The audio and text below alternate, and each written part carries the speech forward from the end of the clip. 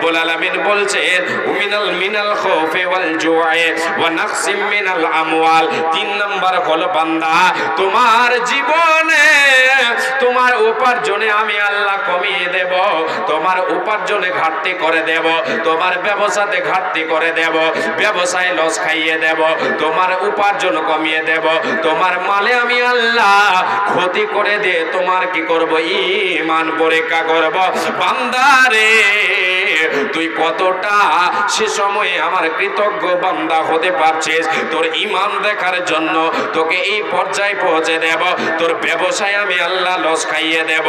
আল্লাহ রাব্বুল আলামিন বলেন বান্দা এই যে সাবজেক্ট এই সাবজেক্টের উপরে ঈমান পরীক্ষা হবে। নাম্বার 4 চলে আল্লাহ বলেছেন ওয়াল আনফুসে, বান্দা তোমার নফসের উপর দিয়ে বহু ধরনের বিপদ দুঃখ দিয়ে তোর ঈমানকে পরীক্ষা করব। ঈমানের দাবিতে যদি সত্যবাদী থাকিস তাহলে তুই সে সাবজেক্টে পাস করে যাবে, নচেত ফেল পড়ে যাবে। ঈমানের দাবিতে সত্যবাদী হবে না। 5 নাম্বারটা শুনে শর্টে বলছে এই জন্য যে আগে আরো বলতে হবে, কয়েকটা পয়েন্ট আরো রয়েছে। আল্লাহ 5 নাম্বার বলছে বান্দা ওয়াসসামারাত, তোমার জমিনে তোমার ফসল রয়েছে, ফসল ধান গম ভুট্টা পাট এগুলি তুমি চাষ করো। বান্দারে আমি আল্লাহ আকাশ থেকে বিপর্যয় দিয়ে জমিন থেকে বিপর্যয় দিয়ে আমি তোমার ফসলকে আমি নোকসান করে দিয়ে তোমার ঈমানটা যাচাই করব বান্দা, যে তুমি কতটা ধৈর্যশীল, কতটা তুমি শুকরিয়া আদায়কারী আমার বান্দা হচ্ছ, কতটা তোমার মধ্যে ঈমান আছে আমার উপরে। আমি আল্লাহ তোমার ফসলকে নোকসান করে দিয়ে মাঝে মধ্যে তোমার ঈমান যাচাই করব। সে সময় আমাকে আপনাকে কি করতে হবে? আমাকে আপনাকে প্রত্যেকটা বিপদে 4টা আমল করতে হবে। তার আগে আরে একটা কারণ আপনাকে শোনাই। রব্বুল আলামিন আমার আপনার উপরে যতগুলোই বিপদ দিচ্ছে, আমাকে আপনাকে যখন ভালোবাসেন আমার আল্লাহ, আমার আপনার যখন মঙ্গল চান রব্বুল আলামিন আমাকে আপনাকে বিপদগ্রস্ত করে। আল্লাহ বান্দাকে ভালোবাসে, তাকে বিপদগ্রস্ত করে, তাকে দুঃখ কষ্ট দেন। কেন? ভালোবাসেন বলে, আল্লাহ তার মঙ্গল চান বলে। বিশ্বনবী সাল্লাল্লাহু আলাইহি ওয়াসাল্লাম বলেছেন ইন্না ইজামাল জাযাই মা ইজামিল বালাই ওয়া ইন্নাল্লাহা তাআলা ইদা আহাব্বা কওমান ইবতালাহুম ফামান রাদিয়া ফালাহুর রিদা ওয়া মান সাখিতা ফালাহুস সাখত। বিশ্বনবী বলেন হে উম্মতিরা শুনে নাও, আল্লাহ যখন কোন সম্প্রদায়কে, আল্লাহ রাব্বুল আলামিন যখন কোন সম্প্রদায়কে ভালোবাসেন, কোন ব্যক্তিদেরকে ভালোবাসেন, কোন ব্যক্তিকে যখন আল্লাহ ভালোবাসেন তাকে কি করেন তাকে বিপদ দিয়ে দেন। আল্লাহর নবী বলেন যত বড় বিপদ আসবে রে, যত বড় আল্লাহর তরফ থেকে দুঃখ আসবে তোমার উপরে, সেই পরিমাণ রব্বুল আলামিন তাকে বদলা দিয়ে থাকেন, সেই পরিমাণ তাকে বদলা দিয়ে থাকেন। নবীজি বলেন যখন কোন সম্প্রদায়কে, কোন ব্যক্তিকে আল্লাহ ভালোবাসেন তাকে যাচাই করেন, পরীক্ষা করেন, বিপদ দিয়ে, দুঃখ দিয়ে, বালা মুসিবত দিয়ে তাকে যাচাই করেন।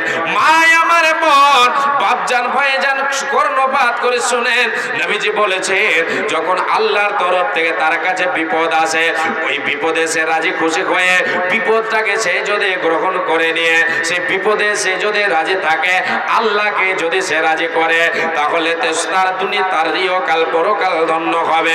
যদি সে বিপদে পড়ে, ওই বিপদে যদি অসন্তুষ্ট হয়ে যায়, ধৈর্য খারাপ হয়ে যায়, আল্লাহকে যদি অসন্তুষ্ট করে দেয়, তাহলে আল্লাহ তার উপরে অসন্তুষ্ট হয়ে যান, তার ইহকাল পরকাল বরবাদ হয়ে যায়। আল্লাহর তরফ থেকে আমার আপনার ভালোবাসা দেখার জন্য রব্বুল আলামিনকে আমি আপনি কতটা ভালোবাসি, এই কারণেও আল্লাহ রব্বুল আলামিন আমাকে আপনাকে বিপদের সম্মুখীন করি। আবার কখনো আল্লাহ তাবারাক ওয়া তাআলা আমার আপনার মর্যাদা বর্ধনের জন্য সম্মান, মান, সম্মান, ইজ্জত বৃদ্ধি করার জন্য আমাকে আপনাকে বিপদগ্রস্ত করেন। জি, কেমন করে এটা?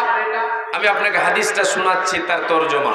বিশ্বনবী সাল্লাল্লাহু আলাইহি ওয়াসাল্লাম বলেছেন, নবী মুহাম্মদুর রাসূলুল্লাহ বলেন সাল্লাল্লাহু আলাইহি ওয়াসাল্লাম, দয়ার নবী বলেন, আল্লাহ যখন কোন মুমিনের কোন বান্দার মর্যাদা বর্ধন করতে চান, তার মর্যাদা উচ্চ পর্যায়ে রেখেছেন, উঁচু পর্যায়ে। মেনে নেন আমার আপনার ভিতরে কোনো এক ব্যক্তির মর্যাদাকে আল্লাহ উঁচু জায়গায় রেখেছেন, কিন্তু আমি আপনি আমার আপনার জীবনে আমল দ্বারা সেই পর্যায়ে পৌঁছাতে পারি না। নবীজি বলেন, তখন আল্লাহ তাবারাক ওয়া তাআলা তাকে বিপদের সম্মুখীন করে দেন, তাকে দুঃখে ফেলেন, তাকে অসুখে ফেলে দেন, তাকে কষ্টে ফেলে দেন, তাকে বিপদে ফেলে দেন। ফেলে দিয়ে আল্লাহ তাবারাক ওয়া তাআলা 15 মিনিট খেলে আদে করতেন সেটা লোক নাই। আল্লাহ তাবারাক ওয়া তাআলা তার বিপদকে কি করেন, তাকে বিপদে ফেলে দিয়ে, ওই মুমিনকে বিপদে ফেলে দিয়ে তাকে ধৈর্য ধারণ করার ক্ষমতা দেন, তাসবিহ তাহলিল করার ক্ষমতা দেন। আর এই ক্ষমতা দিয়ে আল্লাহ রাব্বুল আলামিন তাকে ততদিন রাখেন সেই বিপদে যতদিন সে তার ওই পর্যায়ে, সে উচ্চ মর্যাদায় না পৌঁছে যাচ্ছে। যেদিন সে পৌঁছে যাবে, আল্লাহ তার কাছ থেকে বিপদকে উঠিয়ে নেবেন। বিপদ আসে কেন? মুমিনের মর্যাদা বর্ধনের জন্য। এবারে প্রত্যেকটাতে আমি আপনি লাভ পাবো কখন? প্রথম নম্বর যেটা আমার আপনার করণীয় হবে, প্রথম নম্বর ধৈর্য ধারণ করতে হবে। ধৈর্য ছাড়া কোনো বিপদে আমি আপনি লাভবান হতে পারবো না। ধৈর্য ছাড়া আমার আপনার কোনো গতি আছে? বিপদের সঙ্গে আল্লাহ তাবারাক ওয়া তাআলার তরফ থেকে যে বিপদ আসে, সেই বিপদের সঙ্গে আমি আপনি লড়াই করতে পারবো? ক্ষমতা আছে? ক্ষমতা দিয়ে পারবো না। কি করতে হবে? সবর করতে হবে, ধৈর্য ধারণ করতে হবে। প্রথম আমল হবে ধৈর্য। এই ধৈর্যর নামে অস্ত্র, ধৈর্য নামে অস্ত্র নিয়ে আমাকে আপনাকে কি করতে হবে? মাঠে নামতে হবে, বিপদের সঙ্গে লড়াই করতে হবে। ধৈর্যর ব্যাপারে আল্লাহ রাব্বুল আলামিন বলেন, রে বান্দারা শুনে নে, ওয়া বাশশিরিস সাবিরিন, ওয়া বাশশিরিস সাবিরিন। ধৈর্য ধারণকারীদের জন্য আমি আল্লাহ আমার তরফ থেকে সুসংবাদ হচ্ছে জান্নাতের। যারা ধৈর্যশীল হবে ও বিপদে ধৈর্য ধারণ করবে, এদের জন্য জান্নাত রয়েছে। আল্লাহ তাবারাক ওয়া তাআলা বলেন, ইন্নামা ইউআফফাস সাবিরুনা আজরাহুম বিগাইরি হিসাব।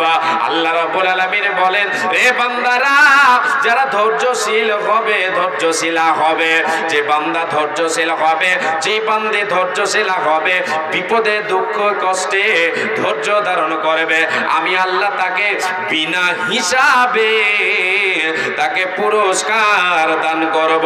ধৈর্য ধরো রে বান্দা, ধৈর্য ধরো তুমি, ধৈর্যের ফল পাবে একদিন। তো সবর করো রে বান্দে, সবর করো তুমি, সবরের ফল পাবে একদিন। তো সবরের ফল পাবে একদিন। তো এক নাম্বারটা হলো কর্ম, যেটা সেটা হচ্ছে ধৈর্য।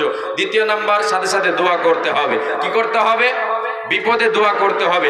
আল্লাহ তাবারাক ওয়া তাআলা বলেছেন, আল্লাযীনা ইযা আসাবাতহুম মুসিবা ক্বালু ইন্না লিল্লাহি ওয়া ইন্না ইলাইহি রাজিউন। আল্লাহ তাবারাক ওয়া তাআলা দোয়া শিখিয়ে দিয়েছেন, যে কোনো বিপদ দুঃখ কষ্ট আমার কাছে আসুক, আমি আপনি খবর পেলাম, আমাকে আপনাকে বলতে হবে ইন্না লিল্লাহি ওয়া ইন্না ইলাইহি রাজিউন। শুধু মৃত ব্যক্তির নাম শুনলেই, মসজিদে এলান হলেই যে আমি আপনি সেটা বলবো তা নয়। যে কোনো বিপদে আপনাকে আমাকে বলতে হবে ইন্না লিল্লাহি ওয়া ইন্না ইলাইহি রাজিউন। দুইটা করণীয় বললাম, এবারে আর দুটো থাকলো। আমি তার এই দুটোর বলে আমি শেষ করব আমার বক্তব্য।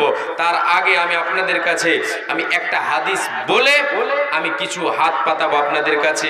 মসজিদকে কেন্দ্র করে, মসজিদকে আমি সামনে রেখে আপনাদের কাছে হাত পাতাবো, ইনশাআল্লাহ আপনারা আমার হাতে দেবেন। জি, আল্লাহ তাবারাক ওয়া তাআলার নবী বলেছেন, সাদাকাতু তারাদ্দুল বালা, সাদকা দান খয়রাত এমন একটা আমল, এমন একটা আমল, এমন একটা ক্ষমতা সম্পূর্ণ আমল, যা দ্বারা আল্লাহ তাবারাক ওয়া তাআলা আমার আপনার বিপদকে, ভবিষ্যতের বর্তমানের বিপদকে আল্লাহ তাবারাক ওয়া তাআলা দূরীভূত করে দেন। দানের বদৌলতে, সাদকার বিনিময়ে আল্লাহ রাব্বুল আলামিন আমার আপনার বিপদকে দূরীভূত করে দেন। শুধু তাই নয়, নবীজি বলেছেন ইন্না সাদাকাতা লা তুতফিউ আন আহলিহা হাররাল কুবুরি ওয়া ইন্নামা ইয়াস্তাদিল্লুল মুমিনু ইয়াওমাল কিয়ামাতি ফি দিল্লি সাদাকাতিহি। আল্লাহর নবী বলেছেন, একটা মিনিট, আল্লাহ রাব্বুল আলামিনের নবী বলেছেন, রে উম্মত উম্মতিরা শুনে নাও, সাদকার কতটা ক্ষমতা, দানের কতটা ক্ষমতা। যেদিন তুমি মারা যাবে রে, তোমার কবরের আগুনকে নিভাবে সাদকা। তোমার আত্মীয় স্বজন চলে গেছে যারা কবরে, এদের কবরে যদি কোনো মুসিবতে এরা থাকে, কোনো বিপদে যদি থাকে, কবরে যদি তাদের আগুন, জাহান্নামের আগুন দাও দাও দাও দাও দাও দাও করে জ্বলে, সেই আগুনকে পৃথিবীর কোনো শক্তি নেভাতে পারে না। নবীজি বলেছেন সাদকা এমন একটা ক্ষমতার আমল, এই সাদকার বিনিময়ে আমার আল্লাহ ওই কবরের আগুনকে নিভিয়ে দেন। একবার জোরে বলেন সুবহানাল্লাহ। কে আছেন বাপজান, ভাইজান, মা জননী, বোন আমার আসেন, মৃত ব্যক্তি মারা গেছে, বোন আমার, মা আমার, আপনাদের ছেলে মেয়ে মারা গেছে, কাউরি স্বামী মারা গেছে, বাবা মা মারা গেছে, আত্মীয় স্বজন কবরবাসী হয়ে গেছে, আমার আপনার অনেকের পিতা মাতা দুনিয়া ছেড়ে চলে গেছে, তারা কবরে কি হালাতে আছে আমরা জানি না, আমি আপনি কেউ জানি না। অচেনা দেশ, অচেনা ঘর, আর না ফিরার দেশে চলে গেছে, সেখানে কি হালাতে আছে একমাত্র আল্লাহ জানেন। যদি কোনো বিপদে থাকেন, আজকে আমি আপনি যদি তার নামে দান করে, আল্লাহ রাব্বুল আলামিন দানের বিনিময় তার ওই বিপদকে দূরীভূত করে দেবেন। আসেন আল্লাহর ওয়াস্তে আমার হাতে আপনারা দেন, আমি আপনাদের জন্য মুসাফির হয়ে দোয়া করে যাব ইনশাআল্লাহ। শেষে দুটো আমল বলবো, বলার পরে আমি কয়েকটা গজল আপনাদেরকে শোনাবো, শুনিয়ে আমি যা ইতি নেব, ইতি টানবো ইনশাআল্লাহ। যে আসেন, অনেকগুলি নাম এখানে লেখা হয়েছে, আপনি নামগুলো বলেন, আমি প্রত্যেকটা নামগুলো বলছি। জি আসেন, কেউ একজন আমার হাতে বেশি নয় 5,000 টাকা কেউ দেনেওয়ালা, আল্লাহওয়ালা, দিনদার, ইমানদার ভাই ও বাবাজান কেউ একজন আছেন, আমি আপনার জন্য প্রাণ খুলে দোয়া করো ইনশাআল্লাহ। যে নামগুলো বলেন। মাস্টার জাইনুল সাহেব 5,000 টাকা মৃত বাবা ও দাদির নামে। আচ্ছা, আর ওপরগুলো এগুলো হয়ে গেছে নাকি? আচ্ছা বলেন। বেনামিতে 100।